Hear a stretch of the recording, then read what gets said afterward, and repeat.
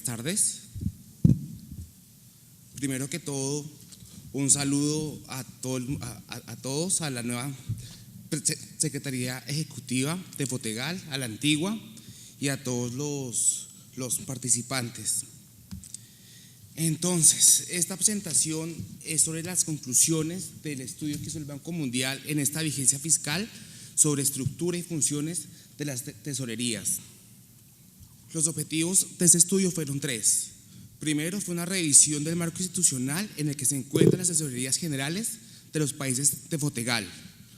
Una revisión de las funciones de cada tesorería. Y además ver las relaciones internas y externas de las tesorerías para el cumplimiento de ciertas funciones misionales. En particular, estudiamos tres funciones: la programación de la ejecución financiera, la gestión del efectivo y operaciones y traslado de fondos. Más adelante explicaré cada una cómo las estábamos definiendo en este estudio. ¿Cuál fue la metodología de este estudio?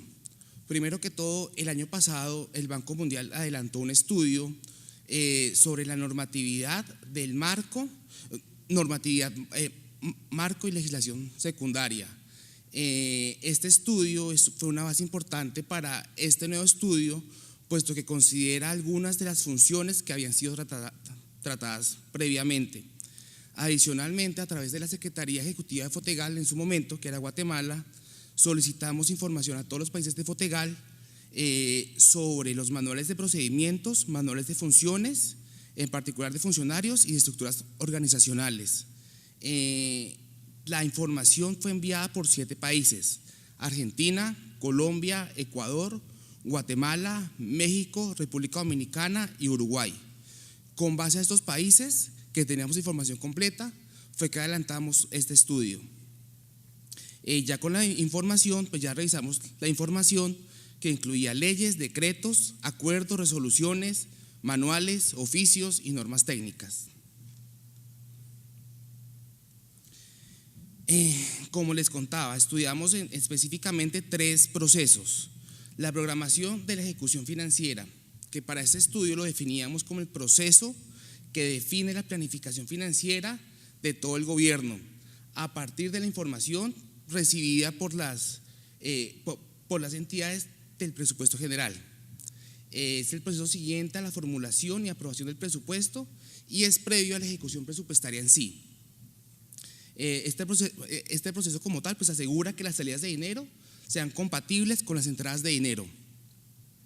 La gestión del efectivo es la forma como es la administración de la liquidez, asegurando el cumplimiento de las obligaciones de la nación y la colocación de los excedentes a las mejores condiciones posibles, de acuerdo con las directrices de riesgo definidas. Incluye la elaboración del flujo de caja, la optimización de excedentes de tesorería y la consecución de recursos por motivos de liquidez. Y la operación y traslado de fondos, que es la gestión de pagos y controles. Entonces, esta presentación como tal se va a enfocar en los principales hallazgos y conclusiones de este estudio. Entonces, primero que todo, los principios básicos que hay que seguir. De pronto esta filmina debió haber quedado antes de la de conclusiones, pero son los principios básicos pues, de la administración pública y sobre la cual hacíamos los análisis. Primero que todo, cualquier estructura debe promover, facilitar y permitir 3 factores: la disciplina fiscal. Por ejemplo, cuando un país hace sobrecompromisos, que esos pues terminan afectando eventualmente el déficit. Si la estructura que tienen, el marco institucional que manejan, permite las metas financieras. Adicionalmente, la distribución eficiente de recursos. Esto es que si permiten los objetivos de política pública. Y la eficiencia técnica, que son las medidas para el control del efectivo que disminuyen el costo de financiamiento, por ejemplo. Ahora sí, las conclusiones. Primero que todo,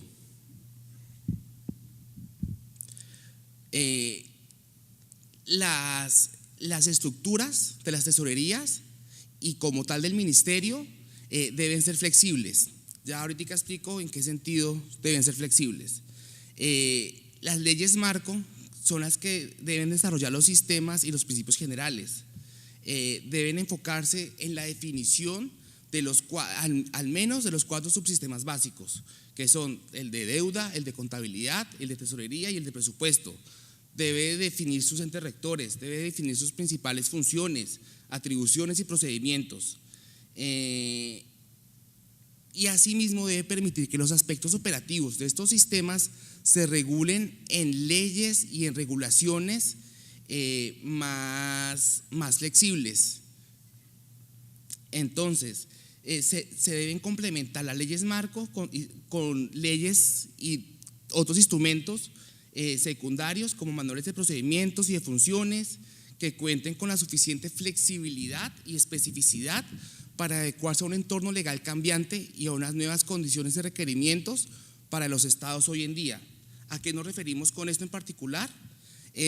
Hay países en FOTEGAL, según el estudio, en que los ministerios como tal tienen la potestad y la flexibilidad para ajustar su organización interna a través de la conformación de grupos de trabajo, pues tienen diferentes nombres, grupos de trabajo, unidades, según las modificaciones permanentes que se han dado a través del tiempo para la administración y gestión de los recursos sin pasar por ley.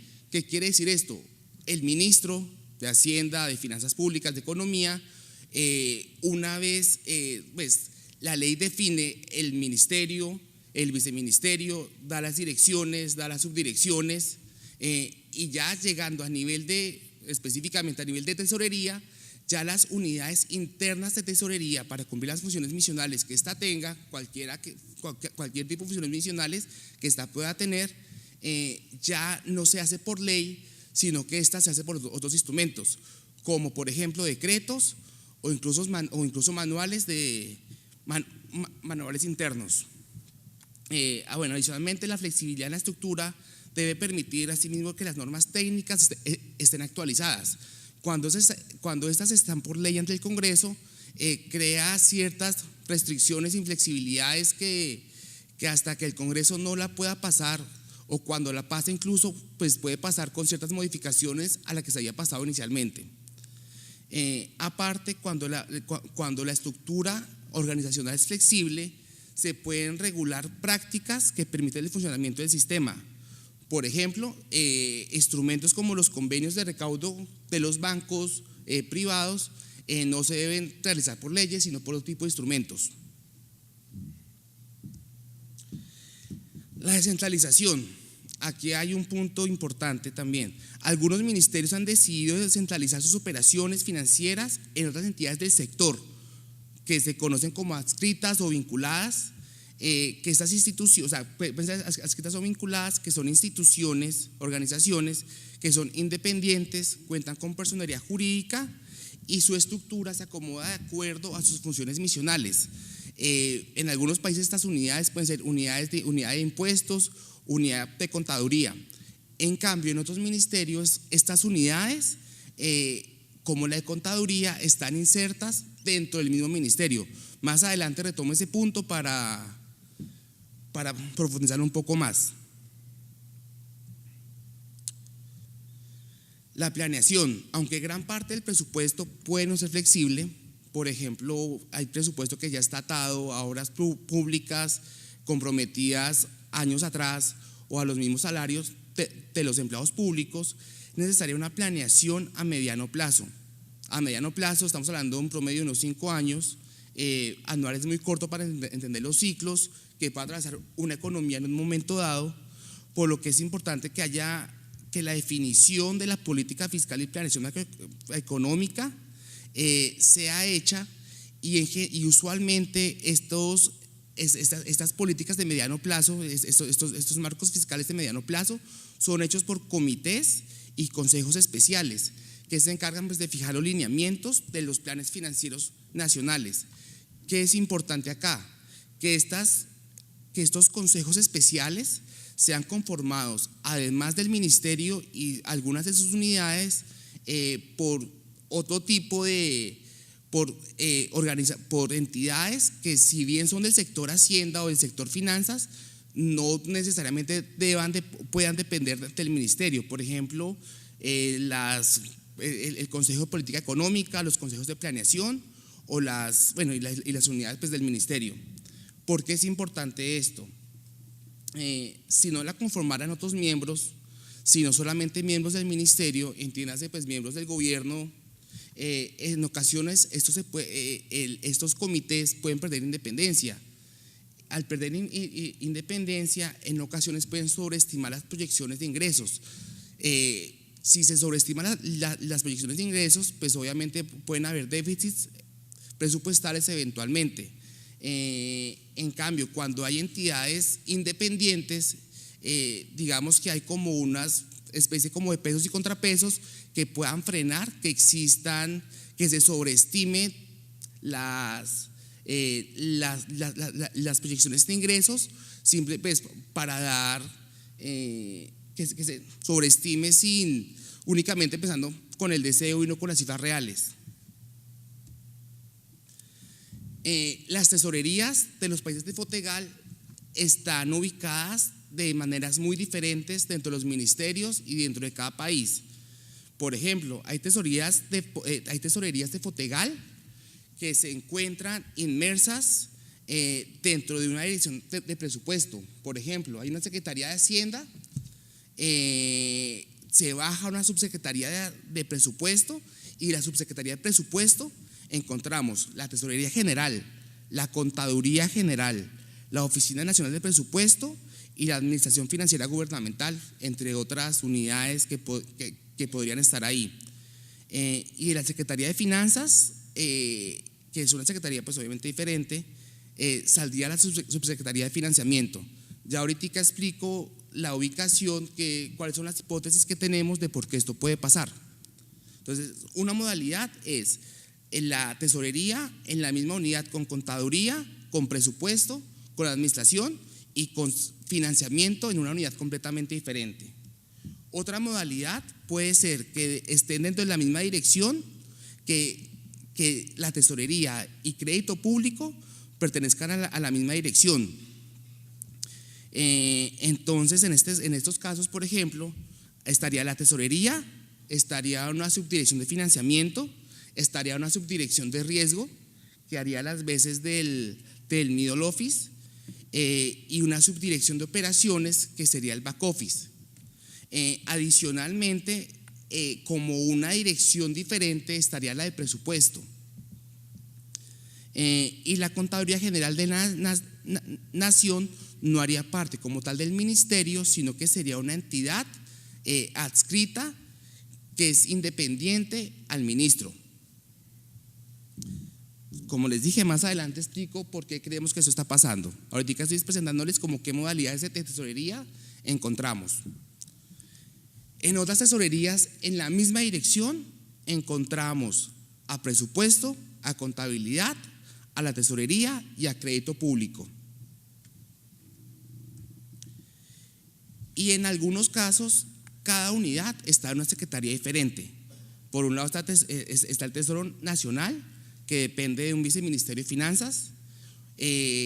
También de dependiente del viceministerio de finanzas está la subdirección de financiamiento público, está la subsecretaría de presupuesto y la subsecretaría de contabilidad. Ahora sí, ¿por qué creemos que esto puede pasar? ¿Cuáles son? O sea, el propósito de este documento es tratar de identificar buenas prácticas. En ocasiones identificar buenas prácticas no es tan fácil. Lo que tratamos de hacer es explicar por qué pueden ocurrir y en qué momentos puede ser mejor una estructura a otra estructura. La hipótesis, por ejemplo, en los casos en que la tesorería está bajo una dirección de presupuesto, es que debido a que la tesorería es porque la tesorería debe realizar, o en algún momento cuando se definió la estructura, debía realizar controles previos, o que deben realizar controles previos. ¿Qué significa esto? Que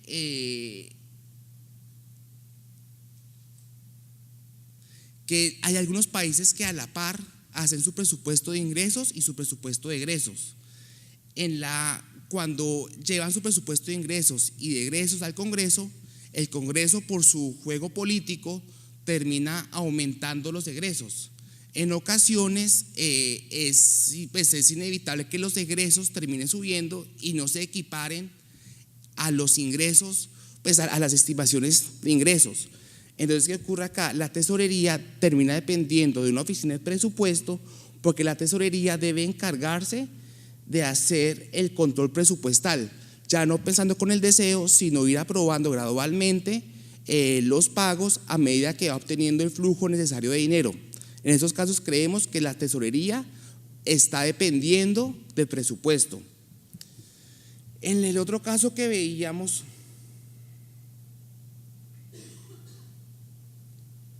la tesorería estaba con crédito público. Esta parece ser la forma de las reformas que se han hecho últimamente. Parece que se están uniendo las unidades de tesorería con las unidades de crédito público. ¿Por qué pasa esto? Porque esto facilita la necesaria coordinación entre la tesorería y la deuda pública. La tesorería y la deuda pública tienen que hacer un match entre ellas dos. Adicionalmente, esto puede significar una disminución de costos por la experiencia y conocimiento de los mercados a la hora de manejar excedentes o de endeudarse para cumplir con los déficits temporales de dinero. En cambio, cuando ya cada una, en las siguientes modalidades, cuando ya cada una pertenece a una unidad, aquí lo realmente importante es que haya una coordinación realmente buena y efectiva entre todas las unidades. Si esta coordinación interna dentro del ministerio no es tan fácil o no es tan viable, que cada unidad esté unida, que cada unidad dependa, esté separada, no sería claramente una buena práctica.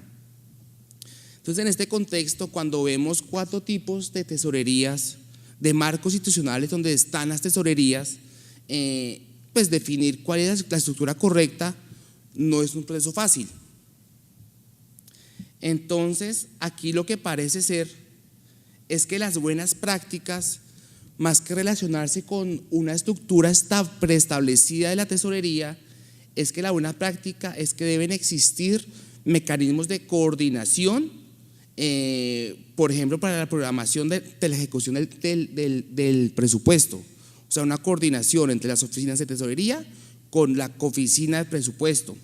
Los mecanismos empleados de coordinación pueden ser usualmente mediante comités, pueden ser mediante comités o porque son realizados por la misma oficina, el proceso de presupuesto y el proceso de tesorería.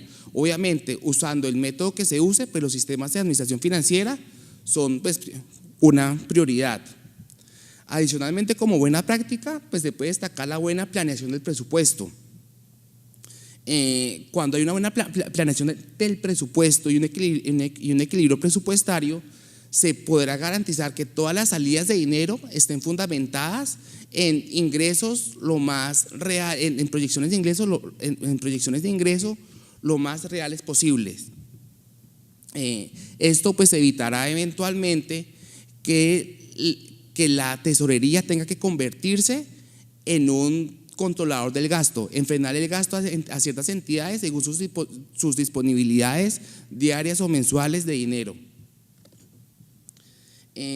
Como ustedes se dieron cuenta, también la contaduría estaba en ocasiones como una entidad dependiente del sector justicia, pero no parte del ministerio. En otras partes, la contaduría estaba dentro del ministerio como una unidad independiente, como una dirección diferente, y en otras en la misma dirección a la que pertenece la tesorería. Porque creemos que ocurre, o sea, aquí lo curioso es pensar que si suponemos que la tesorería, o sea, aquí considerar buena práctica también es complicado. Lo importante es que la contaduría pues cumpla con su función. Ahora, si está dentro del ministerio, sería el mismo gobierno el encargado, la misma unidad, la que crearía los registros contables, la que consolidaría y haría los reportes financieros, y además opinaría sobre los registros contables. Aquí puede surgir un problema de conflicto de intereses. La misma unidad está haciendo y opinando al respecto. Por eso si bien no se puede definir a priori que es una buena práctica, que haya una contaduría independiente, creemos que puede ser conveniente.